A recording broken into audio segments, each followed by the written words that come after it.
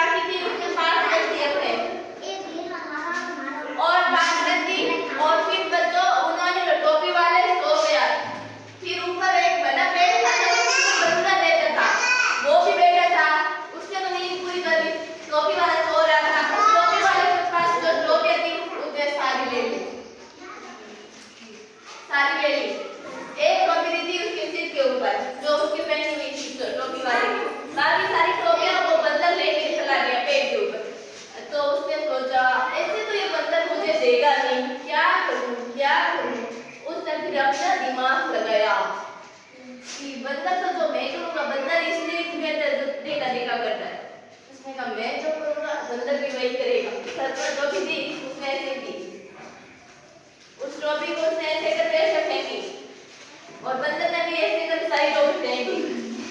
उसने देखा कि बंदर था, उसने भी ऐसे किया तो उसकी सारी टोपी उसे वापस मिल गई। तो ऐसे बुद्धिमान व्यक्ति के भी कुछ भी कर सकता है अपना कार्य करने के लिए।